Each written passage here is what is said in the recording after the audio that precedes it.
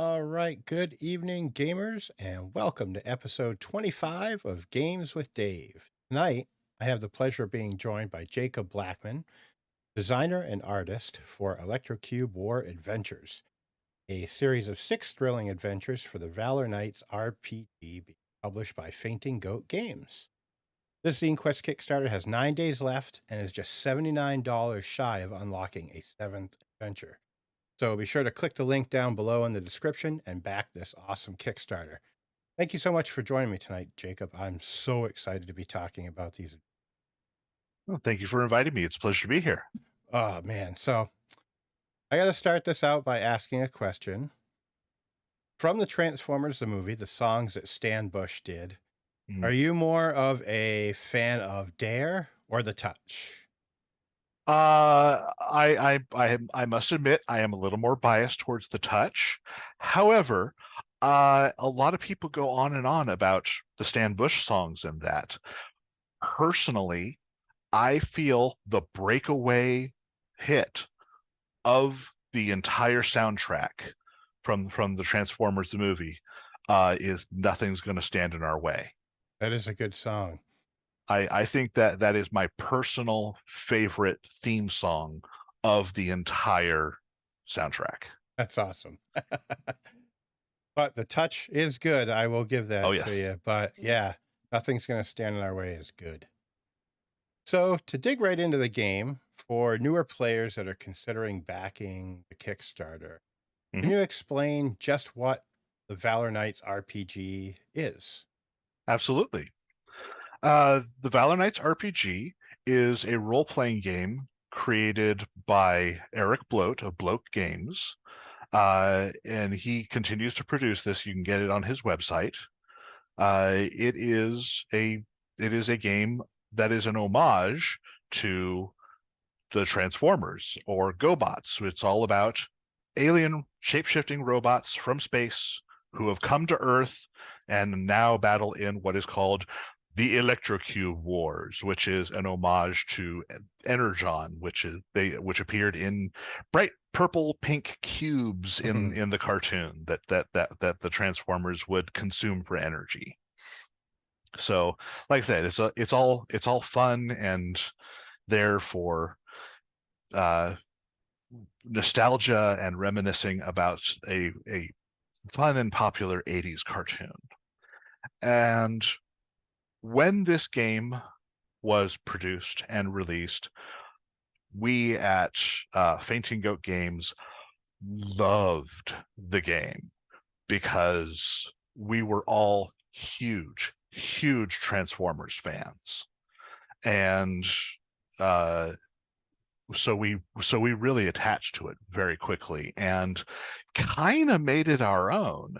We created our own characters for it. There are a selection of villains and characters that come with the RPG that Bloat Games made, but we made so many characters of our own, including heroes and villains, that we started publishing our own versions, which were allowed because Eric Bloat released the game with an open game license, so we could take the rules and all the character builds and everything and produce our own version as well. And that's what we did with Champions of the Electrocube War, which is all the stuff that we have published for the Valor Knights RPG. And this series of adventures that we're running on Kickstarter falls under that purview of Champions of the Electrocube War. It's a continuation of some of the stories we have told on the live streaming games that we have done on the Banff podcast. Nice. That's awesome. And you have definitely made a lot of stuff for, Oh yes. yeah. Um, Actually, why don't we go into some of that? Can you tell folks about some of the original characters that you've actually published for Valor Knight?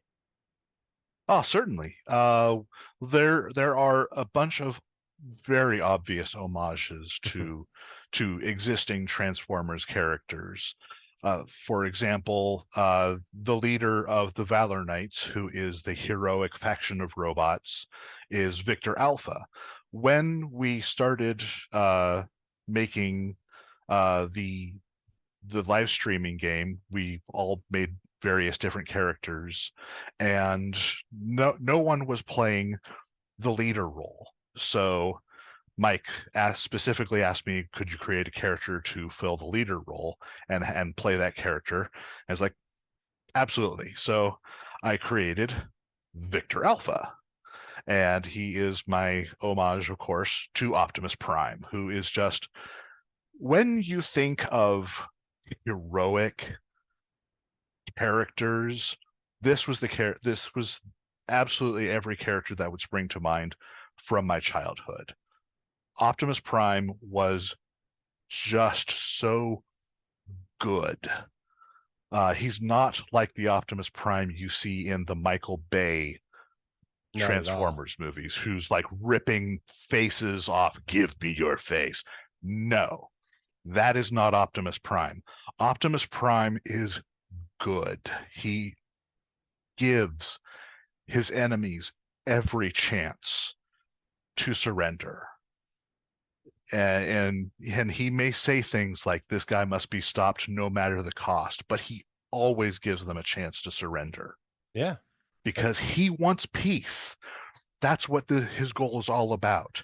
He strives for peace. There has been a war that has lasted literally millions of years, and he just wants it to end so he can go back to being a clerk, because that's who he is. Yeah. Even in the Transformers, the movie, that's basically what got him killed. Spoiler Mhm. alert if you've never seen it.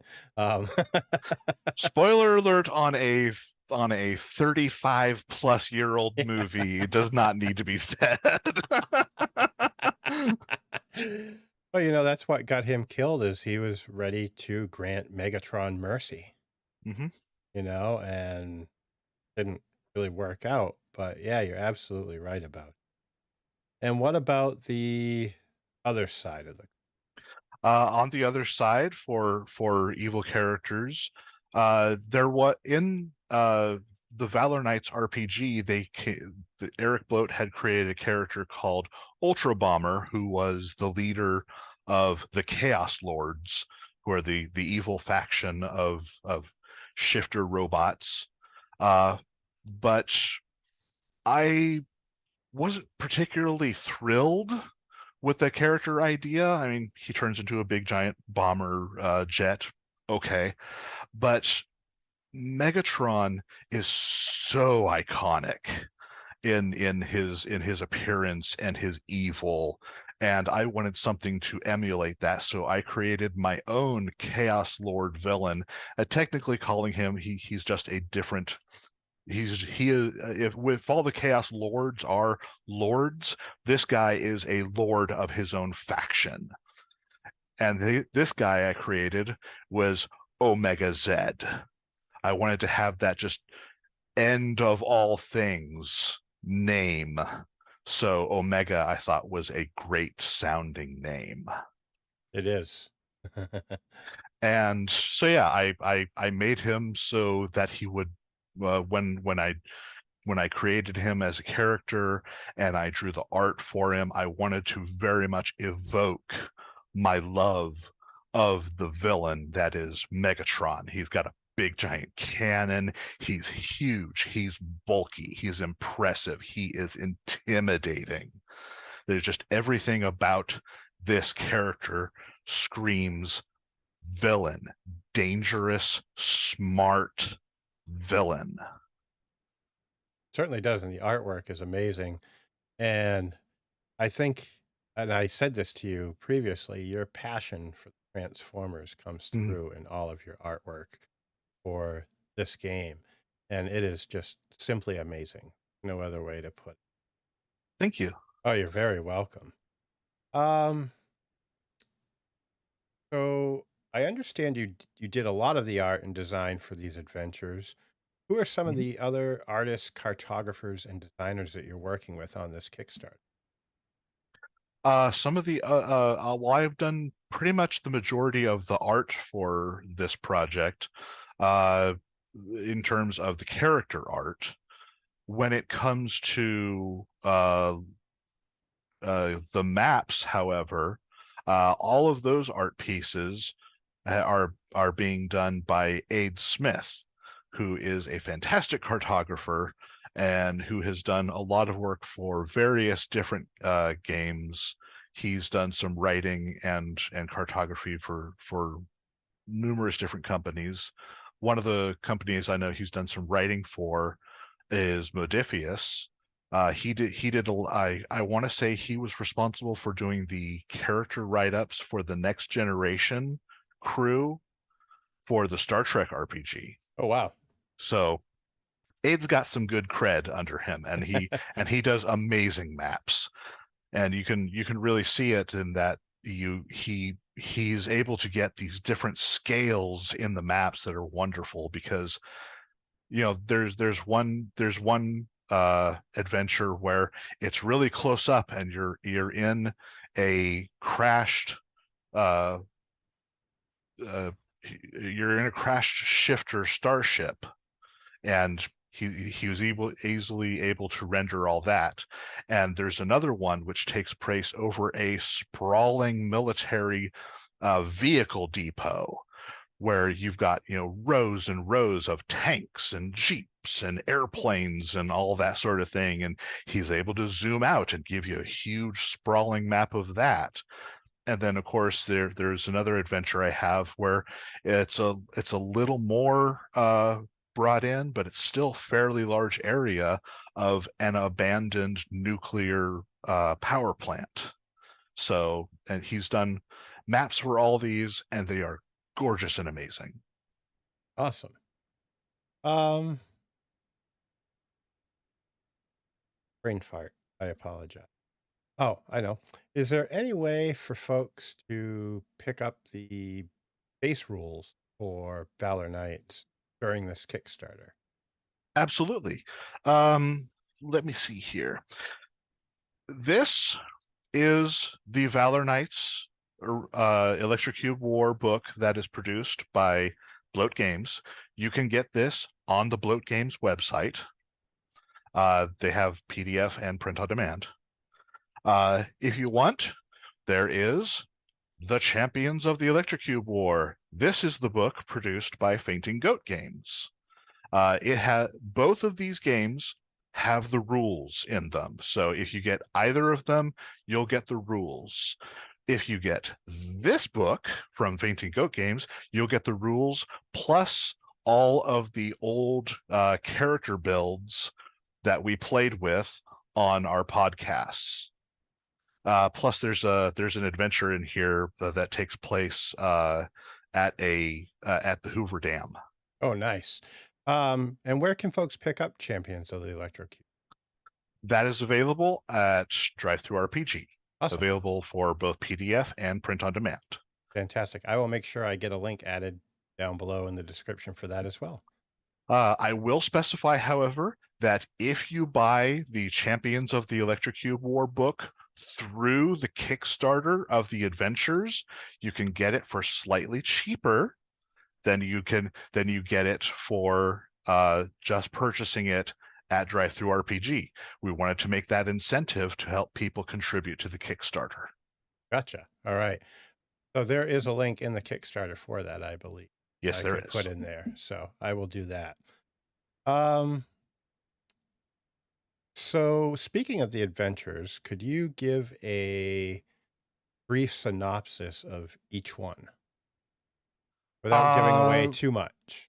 Without giving away too much, certainly. Okay. The first adventure is let me get the names here, because I didn't name all of these. Some of these were named by other people. Okay, the first adventure takes place in the Arctic, and it is called, where is the name? Sorry, my computer is taking a moment to That's quite all right. load up. All right. Adventure 1 is The Night Stalker Awakens. And by Night Stalker, that is referring to the Valor Knights. Uh, the Chaos Lords have sent the Night Stalker to attack a group of scientists in the Antarctic that are helping the Valor Knights search for new sources of Electrocube energy. And you are called there when their base comes under attack. So you have basically from there go on into adventure number 2, where one of the Valor Knight NPCs gets seriously injured in battle from adventure number 1, and you have to go find a rare component to heal said NPC in adventure number 2 called Metal Wars. And the mine that contains this rare element needed for their repair is already under Chaos Lord occupation. So That's going to be that troublesome. battle ensues. And that the investigation of why the Chaos Lords are needing so much of this element that they've been mining transitions into the third adventure, Duplication Demolition. This is where an evil Chaos Lord scientist known as Sigma Thesis is creating a duplication machine that will turn anything he puts into it into a new Chaos Lord drone. The drones are basically semi-mindless soldiers, so they're pretty much like the bat the battle android troopers like from Cobra. They're very easy to produce. They follow orders. They don't talk back. So the Chaos Lords like using these troopers as cheap and easy fodder in their war against the Valor Knights. Nice. And on a side note, the bat figures, some of the coolest GI Joe. Oh yeah, the bats were really cool, but with their interchangeable Yeah, arms, and the the fact you gear can give thing and them the a gear in their machine gun, a chest. claw, the flamethrower. Yeah, they were wonderful. And they had a chest compartment that you could look at the gears Yeah, inside that was my spin. favorite part about them was their chest, how it was open. But back to the Uh, so yeah, the we have not to spoil too much on that, but yeah, the adventures do kind of lead into each other like this, from one to the other in a sequence of 6 different adventures. Um, the fourth adventure is called Intercepted Transmissions. The fifth adventure is Impact Extraction, and that follows to the 6th adventure called Rise of the Deleted, which is pretty fun. I really don't want to give too much away about that. No, and I definitely don't want you to. You've definitely got to save some surprises so when people get the book, they can be like, whoa.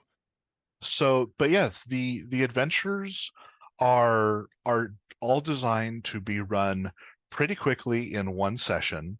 Each session being anywhere from 2 to 4 hours, depending on how long it takes your characters to get through, do role play, all that sort of thing. Um, and they can be run individually if you want, or as this continuous story like we've set up. And we were hoping that through the Kickstarter, we might unlock adventures 7 through 10, because the RPG has a 10-level progression. And we were hoping to have a full story that would take characters from levels 1 through 10 as a full continuous campaign. That would be so cool. That would be great. It would be. Um, that actually kind of answered my next question because I was going to ask you if the 7th through 10th adventures that were stretch goals Mhm. were a continuation of these first 6. But I knew that they were a continuous story. Yep. So, how soon after the Kickstarter ends can folks expect to receive the PDF and then print on demand code?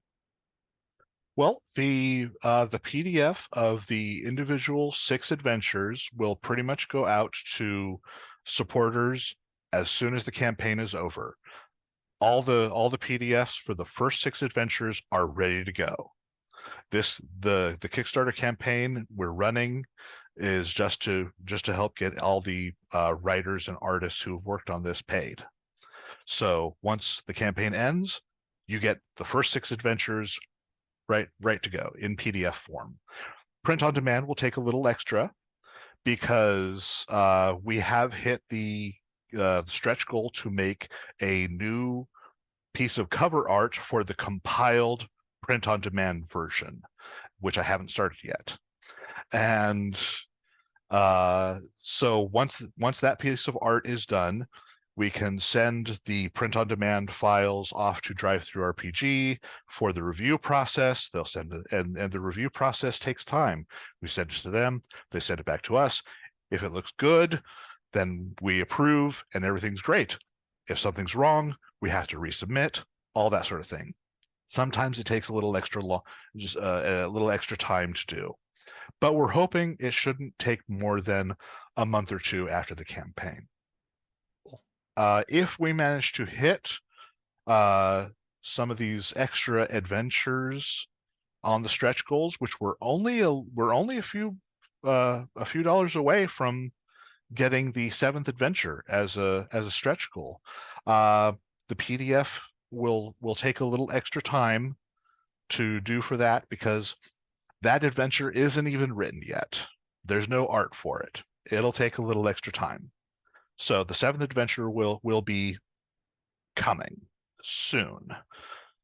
But otherwise, the first 6 are all ready to go. That's fantastic, and I'm sure the 7th is gonna be well worth the wait. I hope so. I know so. I have good plans for it. I can't wait. Um, so one thing that I also said to you before we went on air is I'm really bummed that I can't hop into the leader bot tier. Could you, Ah, could you tell folks exactly what the leader bot tier is, and then mhm, also tell them about the other tiers of the. absolutely. We have the leader bot level where you can pledge $250 towards the Kickstarter, and at that level, you get uh, the PDF and the a print on demand coupon, which we will provide you when the print on demand uh, uh, version is all set to go. Uh, so once you get the coupon, all you'll need to pay is the printing cost and shipping cost, and it'll be sent to you. But in addition to that, Mhm. you'll receive we will collaborate with each other, and you will produce for us an idea, character idea, name, what they turn into, for an NPC that'll be featured in the collected version of the final book. And we'll talk to you, you'll talk to us, and I will draw the character for you.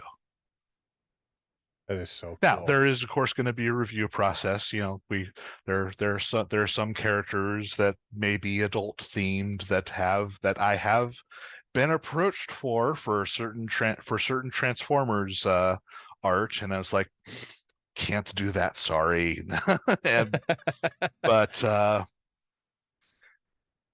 if as long as it passes the review process and is good to go into this as a NPC, we'll have that in there for you. I'll have the art for you. It'll be your character, and you can point to your friends and say, "This one's mine." And that's what I was hoping for, and I'm just like, oh, so bummed I can't. And what are some of the other tiers that folks can back at to get their hands on what is sure to be an awesome set of adventures? Well, we love every pledge. you can pledge just $1 if you don't have anything else available to you. $1 means a lot to us because it means you can helping support independent creators. But otherwise, we have 2 pledge levels. We have the support bot level at $25, where you receive a PDF of the adventures, and you will also receive a PDF of the collected adventures, including the new cover art that I do, when that is ready to go.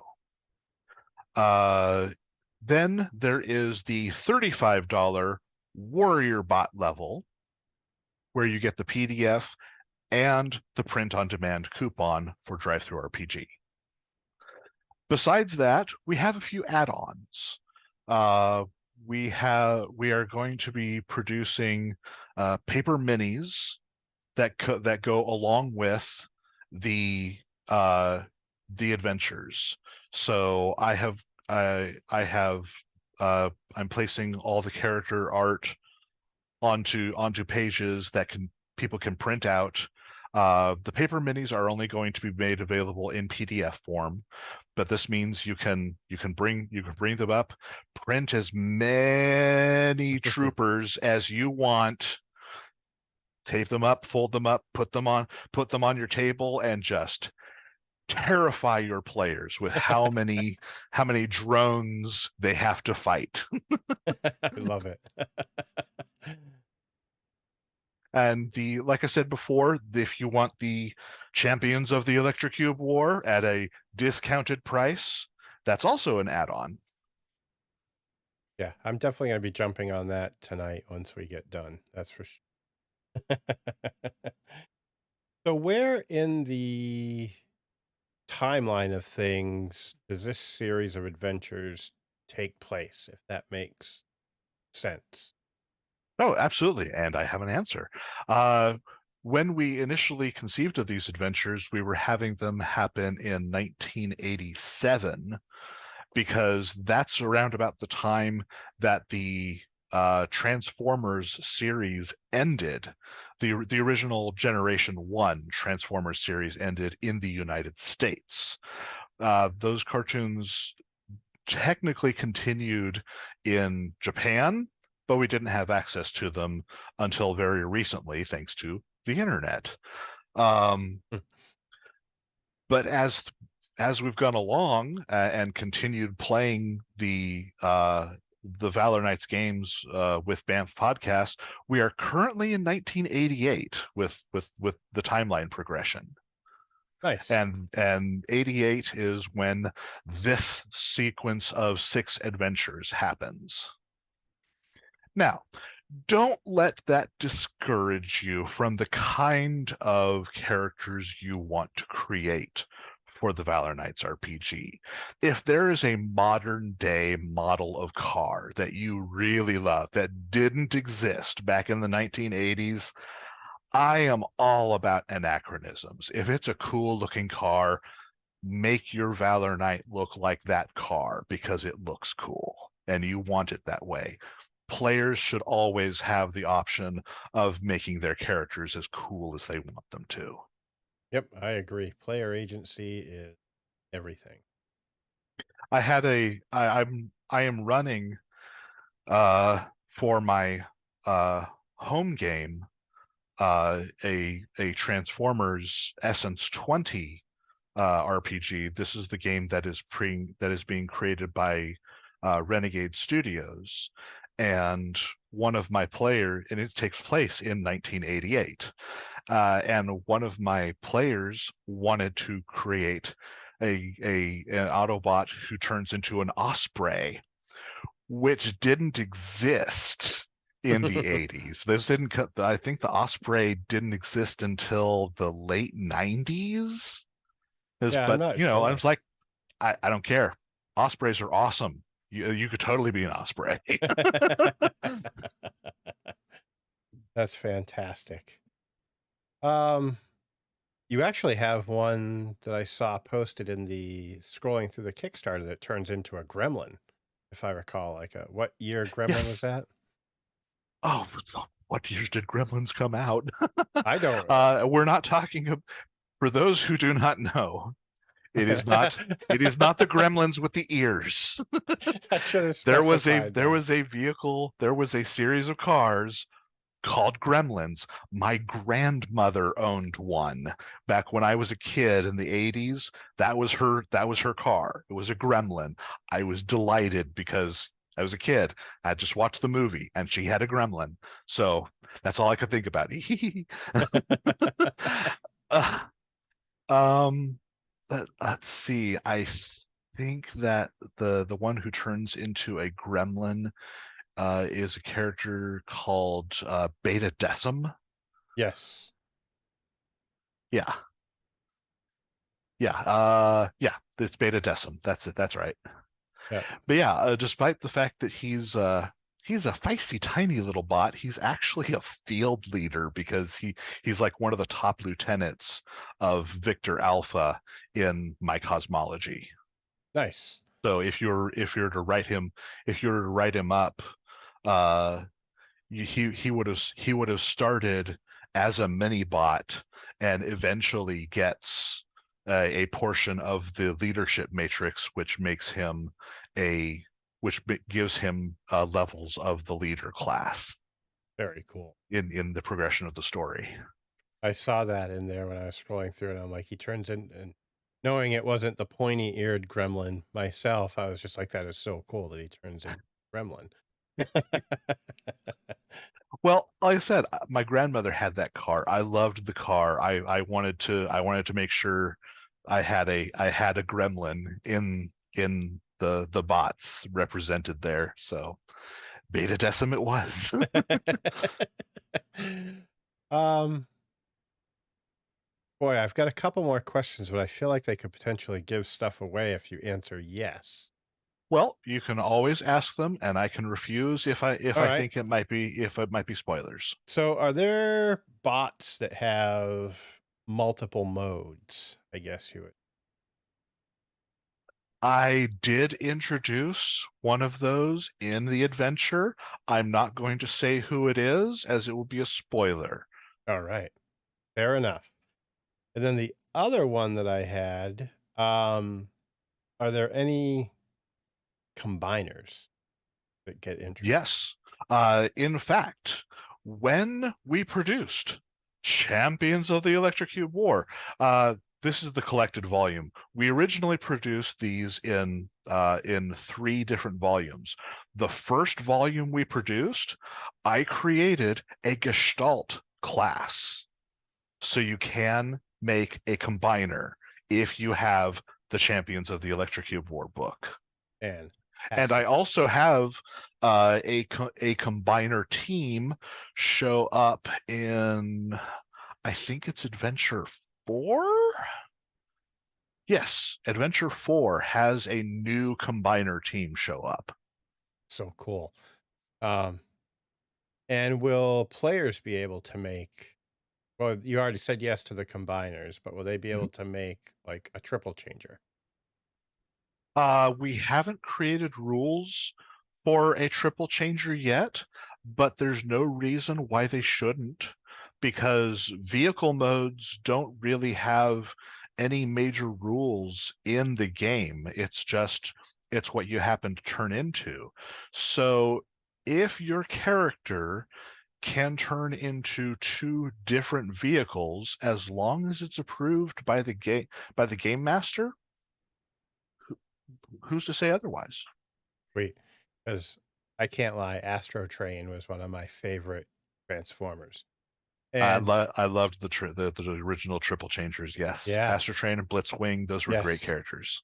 So who are some of your favorite Transformers while we're talking about Transformers? Oh my! Selecting who from such a magnificent cast is difficult. Like asking someone Um, to pick their favorite kid. yeah, seriously. Hmm. Okay. It's not Bumblebee for for anyone who's curious. Uh, I he was actually a really minor character in both the comics the the animated series back in the day. Bumblebee really didn't get notoriety until the Bay Michael Bay films. films, yeah. Honestly, it's a little it's a little uh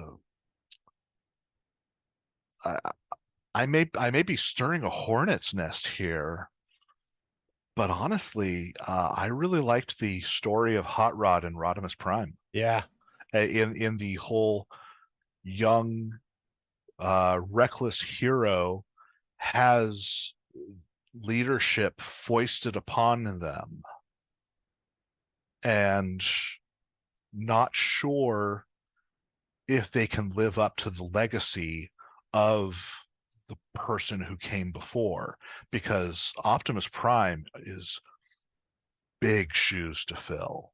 it is. Um, but I also look at it in the fact that Optimus Prime was the prime of the war. Whereas if you pay attention to the storyline of season 3 of the Transformers, the war ends. The war ended at the end of the movie. Yep. The Cybertronian wars were declared over. The Decepticons were ragtag, scattered across the galaxy during season 3. They had no power anymore.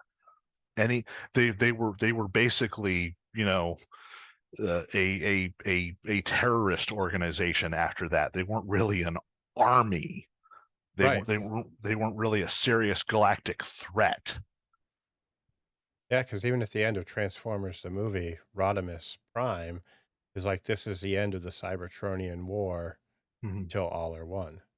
And so Rodimus is the peacetime Autobot leader, effectively, who has to take the the all the remnants that's left over from this millions of years of war and try to put his people back together, his planet back together.